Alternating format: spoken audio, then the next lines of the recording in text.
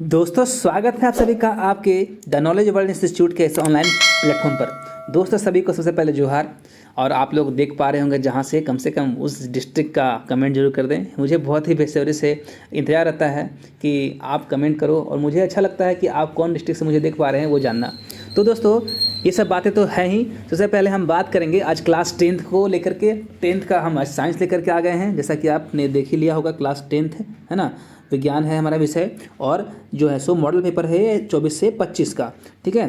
हालांकि ये क्वेश्चंस में ऐसा क्वेश्चंस में सेलेक्ट किया गया है दोस्तों कि आपका हाफ ईयरली एग्जाम में मिलेगा क्वेश्चंस। और आप लोग लगभग बच्चे जानते ही होंगे कि आपका जो है सो इस मंथ में हाफ ईयरली एग्जाम होने वाला है। तो दोस्तों आपके हाफ ईयरली एग्जाम को लेकर के जो है सो क्वेश्चंस मैं लगातार यहाँ पे ला रहा हूँ और आपके तैयारी को भी मैं काफ़ी अच्छे तरीके से कराने वाला हूँ। तो अगर चैनल पे अगर आप नए आए हुए तो चैनल को सब्सक्राइब कर लीजिएगा और वीडियो को भी लाइक कीजिएगा। अगर वीडियो में क्वेश्चन समझ में आते हैं, आपको अच्छा लगता है वीडियो हमारा, तो ज़रूर अपना जो है सो यहाँ पे लाइक जरूर छोड़िएगा और अपना नाम भी जरूर बताइएगा कि कहाँ से आप देख पा रहे हैं। अपना डिस्ट्रिक्ट का नाम जरूर लिखिएगा और मुझे यह जानना बहुत अच्छा लगता है दोस्तों। और सबसे पहले कमेंट करने वाले दोस्त को मैं अगले वीडियो में उनका नाम दूंगा। तो आप ये वाला एक्साइटमेंट अपने पास भी रखें और मुझे भी एक्साइटमेंट रहेगा कि ये जो है सो मैं बताऊँ। सो इसमें समय दोस्तों होने वाला है 3 घंटे का, ठीक है। और आपका जो है सो कुल मिलाकर के 80 नंबर्स के क्वेश्चन हैं। तो इसमें करीब हम 30 ऑब्जेक्टिव क्वेश्चन कराने वाले हैं दोस्तों। तो इसमें कुछ सब्जेक्टिव क्वेश्चंस भी है। तो अगर वीडियो लंबा होने लगेगा तो हम इसका पार्ट 2 बना देंगे और उसमें खाली सब्जेक्टिव क्वेश्चन कराएंगे, ठीक है। फिलहाल इसमें ऑब्जेक्टिव क्वेश्चंस का मैं वीडियो तैयार कर रहा हूँ क्योंकि लंबा ना हो जाए वीडियो, इसलिए अपलोड करने में परेशानी ना हो और लंबा ना हो जाए, इसलिए आप लोग को जैसे इसमें सिर्फ ऑब्जेक्टिव क्वेश्चन मिलेंगे। चलिए बिना देरी के शुरू करते हैं। प्रयास रहेगा कि इसमें सब्जेक्टिव ऑब्जेक्टिव दोनों बता दें, ठीक है। बाकी देखते हैं क्या होता है, लेकिन क्वेश्चन सारा बताया जाएगा। चलिए देरी ना करते हुए हम लोग आगे बढ़ते हैं। क्वेश्चंस को हम लोग देखते हैं क्या क्या क्वेश्चंस यहाँ पे आए हुए हैं। चलिए दोस्तों क्वेश्चन हमारा देखिए शुरुआत हो चुका है। सबसे पहला क्वेश्चन, अगर आपको पहला क्वेश्चन दिख रहा होगा तो कमेंट जरूर कर दीजिएगा। अब देखिए सबसे पहला क्वेश्चन क्या है, समतल दर्पण की फोकस दूरी क्या होती है। दोस्तों समतल दर्पण की जो फोकस दूरी होती है ना दोस्तों, वो होती है 0, ठीक है। ऑप्शन नंबर ए इसका सही हो जाएगा। चलिए बहुत ही अच्छे तरीके से हमारा फर्स्ट क्वेश्चन हो गया। अब सेकंड क्वेश्चन चलते हैं। देख रहे हैं क्या है, किसी वस्तु का अवतल दर्पण द्वारा वास्तविक उल्टा और समान आकार का प्रतिबिंब बनता है तो वस्तु की स्थिति क्या है। दोस्तों तो कहने का मतलब, जब भी आपका अवतल दर्पण को लेकर के सवाल करे और वास्तविक उल्टा और समान आकार में बोले तो उसमें सी हमेशा रहेगा, ठीक है। सी पर हम रखेंगे वस्तु को, तब जा करके हमारा जो है सो वास्तविक उल्टा तथा समान आकार का प्रतिबिंब बनेगा। चलिए ऑप्शन नंबर इसका जो है सो बी हो जाएगा और सी पर हो जाएगा, ठीक है, इसका वस्तु का जो है सो स्थान। क्वेश्चन नंबर 3 की ओर आते हैं दोस्तों। क्या देख रहे हैं, निम्नलिखित में से किसमें प्रकाश सबसे तेज गति से चलता है। दोस्तों प्रकाश हो चाहे ध्वनि हो, सबसे तेज गति से जो चलता है ना दोस्तों, वो चलता है वायु में। तो वायु आपका ऑप्शन नंबर सी में है। इसमें आपका तेल, पानी और कागज रॉन्ग हो जाएगा, ठीक है। चलते हैं अगले क्वेश्चन की ओर। एक लेंस देख रहे हैं दोस्तों, हमारा क्वेश्चन नंबर 4 क्या है कि एक लेंस की क्षमता -4 है। तो -4 डायोप्टर है, ठीक है दोस्तों। इसको डी लिखने भूल गया क्वेश्चन में। तो क्षमता को हम लोग दिखाते हैं पी से, ठीक है। पी इक्वल टू क्या है, -4 डायोप्टर। और उसकी फोकस दूरी क्या होगी, आपको दिखा दें। क्वेश्चन क्या लिख रहा है कि फोकस दूरी, 1 मिनट, हाँ क्या बोल रहा है कि फोकस दूरी क्या होगी। यानी कि दोस्तों ऐसे क्वेश्चन में क्या करते हैं, ये पी बोल रहा है, पी जो है ना क्या है, -4 डायोप्टर है ना। तो फोकस दूरी क्या होगी, यानी एफ बराबर वाट, ये निकालना है। देखिए यहीं पे हम सॉल्व करेंगे। तो आपको पता है दोस्तों कि P इज इक्वल टू, मतलब जो होता है हमारा power of lens is equal to 1/फोकस, 1/f होता है, ठीक है। तो आपको पता है P कितना दिया है, तो -4 डायोप्टर, 4 लिख दिया माइनस का, इक्वल के उस पार क्या हो जाएगा 1, और फोकस दूरी निकालने बोला है, छोड़ देंगे। तो इस केस में यहाँ 1 मान लेंगे, ठीक है दोस्तों। और ऐसा केस में दोस्तों हम करते हैं क्रॉस मल्टीप्लाई। आप लोग को याद होगा, आप लोग मैथ पढ़ते होंगे तो, है ना। तो अगर ऐप को गुना करेंगे -4 से तो क्या आ जाएगा आंसर, इसका आंसर आ जाएगा -4f, ठीक है। यहाँ पे बना रहे हैं, ठीक है, -4f इज इक्वल टू, और 1 को करेंगे 1 से तो दोस्तों कितना हो जाएगा 1। और आपको फोकस दूरी निकाल के देना है हमको, है ना। तो 1f इज इक्वल टू क्या हो जाएगा 1/-4। अब ये 1/-4 इसको काटेंगे दोस्तों तो 0.25 में कटेगा। आप लोग काट कर देख लें, यहाँ जगह नहीं है हमारा, इसलिए आपको लिख दे रहे हैं यहाँ पे हम काट कर डायरेक्टली। और यहाँ देख पा रहे हैं कि इसका जो फाइनल आंसर जो निकल के आएगा दोस्तों, वो क्या आएगा, 0.25 माइनस क्यों देख रहे हैं, माइनस छूटा हुआ था, तो -0.25 आपका जहाँ होगा आंसर वही सही है। तो -0.25 देख रहे हैं मीटर जो है हमारा ऑप्शन नंबर सी है। चलिए बहुत अच्छे, यहाँ तक आप लोग समझ गए होंगे। आई थिंक समझ में नहीं आया होगा तो कमेंट जरूर कीजिएगा, ऑप्शन नंबर सी इसका कर लीजिएगा। ये क्वेश्चन आपको मिलेगा ही मिलेगा, इसमें कोई डाउट नहीं है। चलिए आगे बढ़ते हैं। क्वेश्चन नंबर हम लोग का दोस्तों आ गए हैं 5 में। क्वेश्चन 5 क्या कहता है कि मानव नेत्र की फोकस दूरी में परिवर्तन क्या कारण है। तो मानव नेत्र में दोस्तों फोकस दूरी का परिवर्तन यही होता है, कभी फोकस कम हो जाता है हम लोग का, हमारे आंखों का। उसका मेन रीज़न दोस्तों जो है वो है क्या, ये कॉर्निया। ठीक है, क्या है दोस्तों, कॉर्निया। ठीक है, इसका मेन रीज़न दोस्तों जो है सो क्या है, सिलियरी मांसपेशी। याद रखिएगा, ये क्वेश्चन एग्जाम में देखा गया है हमेशा, रिपीटेड क्वेश्चन है। मानव नेत्र की फोकस दूरी में परिवर्तन का क्या कारण होता है, तो सिलियरी मांसपेशी है, ऑप्शन नंबर सी। चलते हैं अगले क्वेश्चन की ओर। देख रहे हैं दूरदृष्टि दोष को है ना क्या कहते हैं, इसको भी क्या कहा जाता है। इंग्लिश में दोस्तों ये बात कर रहा है। ठीक है, तो इसका जो आंसर हो जाएगा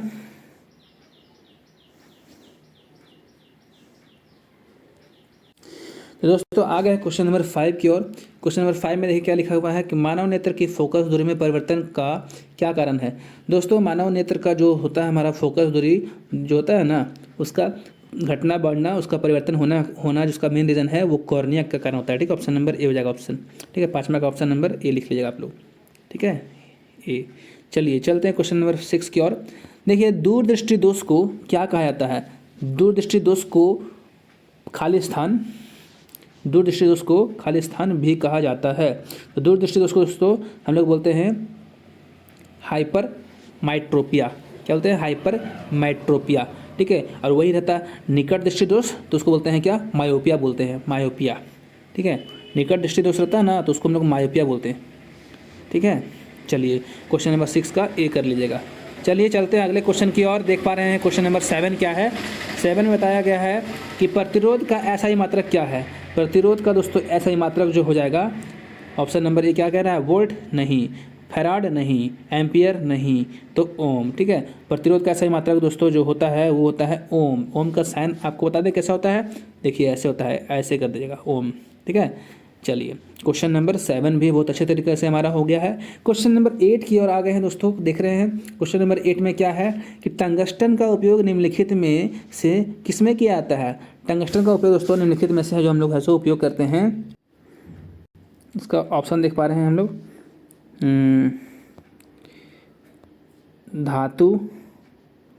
धातु निष्कर्षण में, बिजली के बल्ब और कुचालक और वस्त्र निर्माण।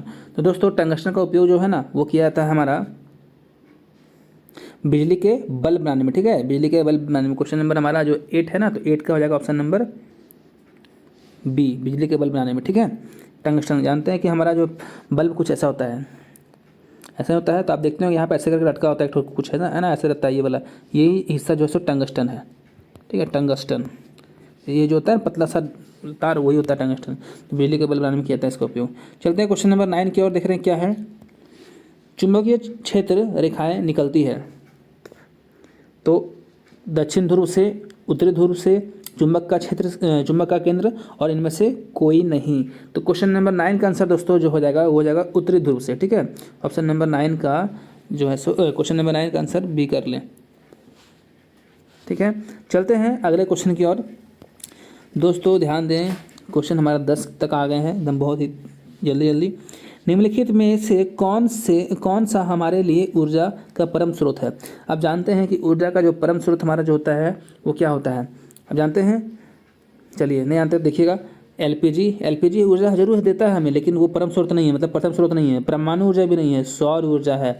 सुबह सुबह हमें सबसे पहले प्रकाश की रोशनी मिलती है, यही हमारे लिए सबसे प्रथम स्रोत है, परम स्रोत है। ठीक है, सौर ऊर्जा, ऑप्शन नंबर सी हो जाएगा। ठीक है, क्वेश्चन नंबर 10 हमारा हो गया है। क्वेश्चन नंबर 11 की ओर आते हैं। क्वेश्चन नंबर 11 क्या कहता है दोस्तों, रासायनिक समीकरण को हम किस नियम के कारण संतुलित करते हैं। रासायनिक समीकरण को हम जो है सो किस नियम के कारण संतुलित करते हैं, ध्यान दीजिएगा, द्रव्यमान संरक्षण का नियम, यही हमारा पहला आंसर हो जाएगा। ठीक है, द्रव्यमान संरक्षण का नियम। आप अगर रासायनिक समीकरण को संतुलित करना नहीं आते तो बताइएगा, मैं उस पर वीडियो बना दूंगा। ठीक है, इस पर मैं वीडियो ला दूंगा। ठीक है, ध्यान दीजिएगा दोस्तों, इसमें हमारा द्रव्यमान संरक्षण का नियम काम करता है कि उनकी लेफ्ट हैंड साइड में और राइट हैंड साइड में दोनों ओर द्रव्यमान बराबर चाहिए होता है। ठीक है, चलिए अगले क्वेश्चन की ओर हम लोग बढ़ते हैं। क्वेश्चन नंबर हमारा दोस्तों 12 में आ गए हैं।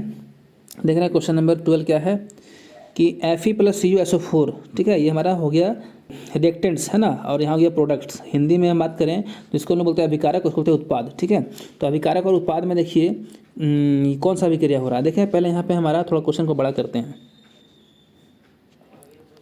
पे आयरन देख रहे हैं दोस्तों अकेले था, अब इधर देखते हैं क्या हो गया, 2 अकेला हो गया, मतलब 2 लोग हो गया है। ठीक है, और हम बात करें यहाँ पर ये कॉपर सल्फेट पहले साथ में था, लेकिन यहाँ पे कॉपर क्या हो गया, अलग हो गया है।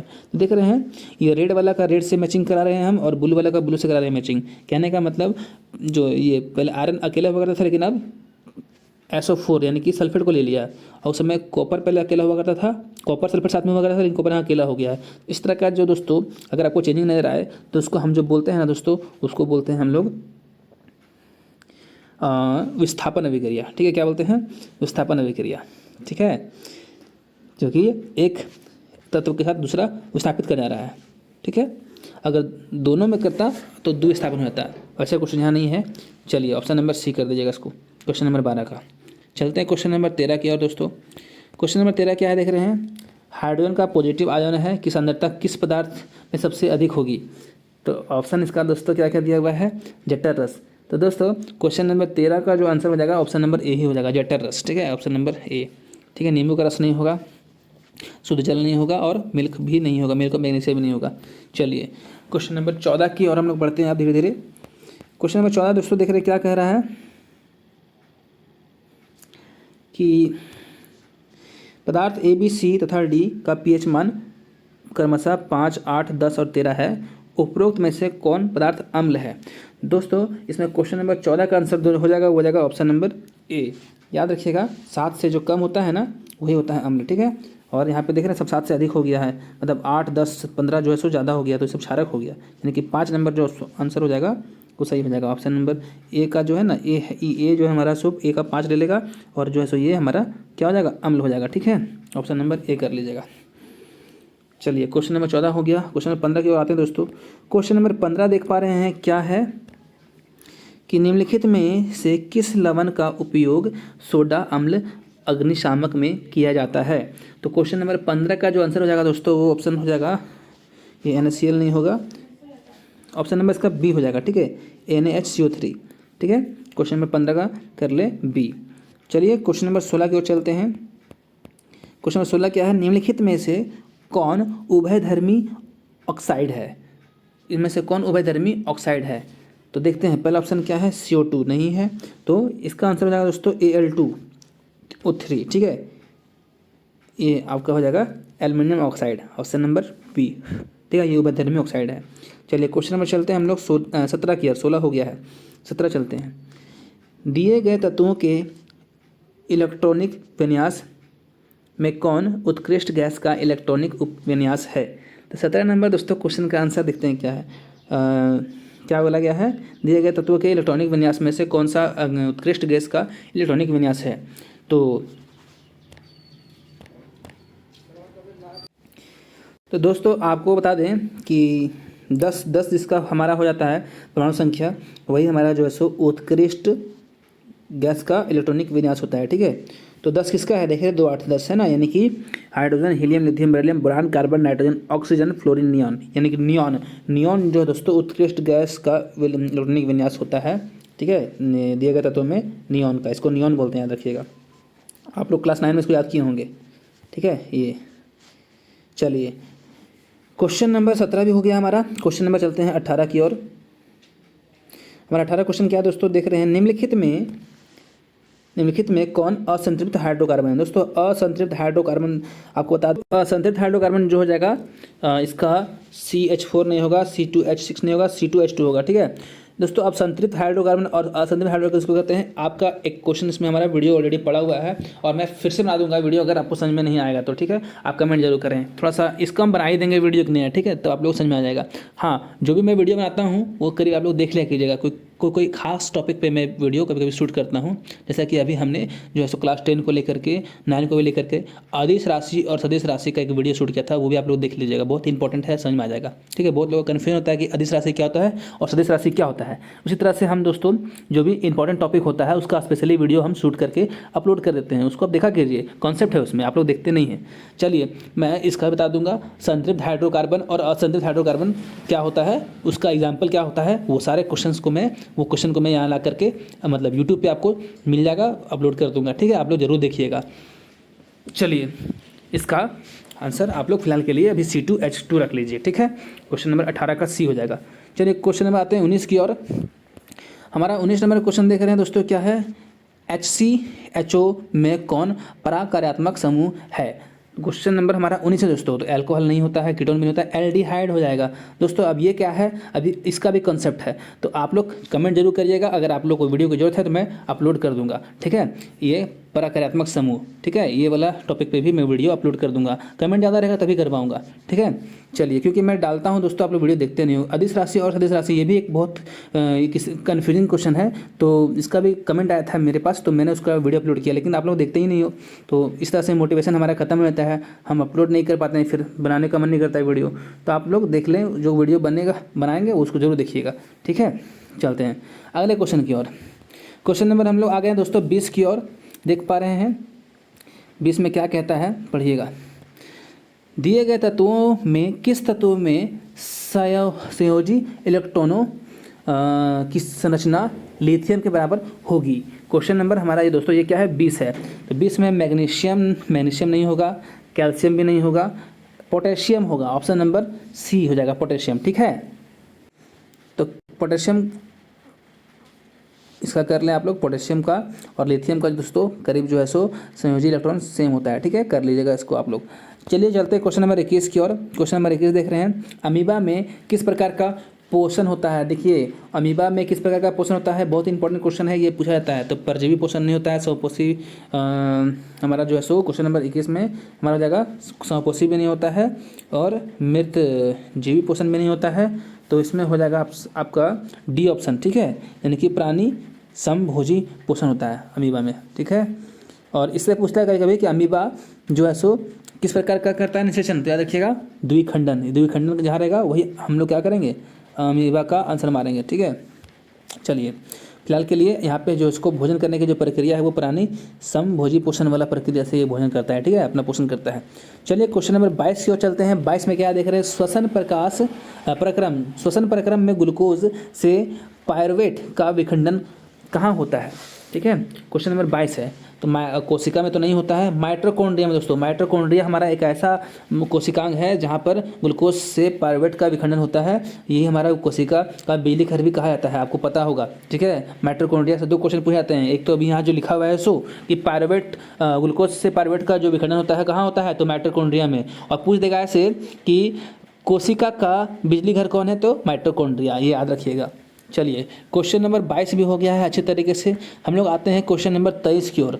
ठीक है, क्वेश्चन नंबर 23 क्या है दोस्तों, 23 में आप लोग देख पा रहे हैं कि निम्नलिखित में से कौन सा हार्मोन शरीर की वृद्धि के लिए उपापचय का नियमन करता है। तो क्वेश्चन नंबर 23 का दोस्तों आंसर जो हो जाएगा वो हो जाएगा, वृद्धि हार्मोन नहीं होगा, इंसुलिन भी नहीं होगा, टेस्टोस्टेरोन भी नहीं होगा, थायरॉक्सिन होगा। ठीक है, हमारे हार्मोन शरीर की वृद्धि के लिए उपापचय के नियमन का कारण कार्य करता है, वो थायरॉक्सिन हार्मोन करता है। ठीक है, क्वेश्चन नंबर 23 का आंसर D कर लें आप लोग।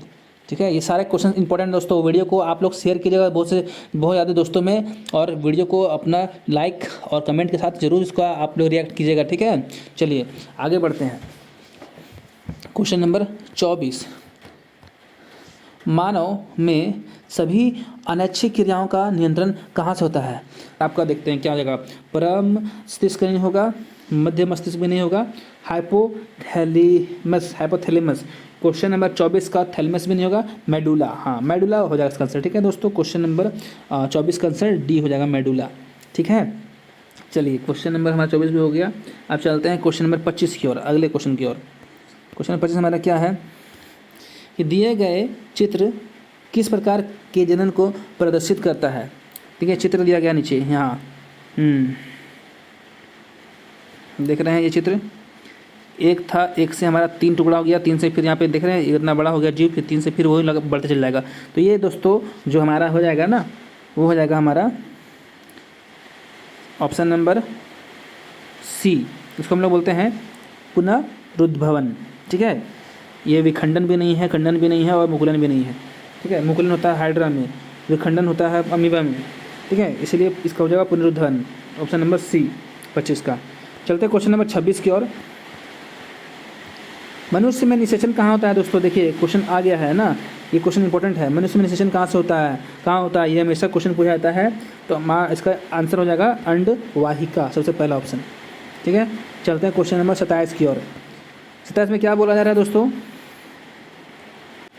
27 में बोला जा रहा है कि किसी जीव में कोई गुण प्रभावित होता है, तो किसी जीव में कोई गुण प्रभावित होता है तो केवल पिता के डीएनए से नहीं, केवल माता के डीएनए से नहीं, माता और पिता के दोनों के डीएनए से। याद रखिएगा, माँ पिता के दोनों के लक्षण का जो है सो दोस्तों देखने को मिलता है, दोनों के लक्षण को देखने को मिलता है एक बच्चे में। तो माता पिता के डीएनए से ही प्रभावित होता है कोई भी गुण। ठीक है, चलिए क्वेश्चन नंबर चलते हैं 28। बहुत ही नज़दीक आ गए हैं हमारा 28 नंबर क्वेश्चन। देखिए, नाभिकीय विद्युत षड्यंत्र शक्ति षड्यंत्र में किस प्रक्रिया से ऊर्जा मुक्त होती है? क्वेश्चन नंबर 28 है। ठीक है, नाभिकीय विखंडन से। ठीक है दोस्तों, 28 नंबर का आंसर बी हो जाएगा। ठीक है, इसका हो जाएगा नाभिकीय विखंडन से। कभी कर लें, बाकी नहीं होगा। चलिए चलते हैं क्वेश्चन नंबर 29 की ओर।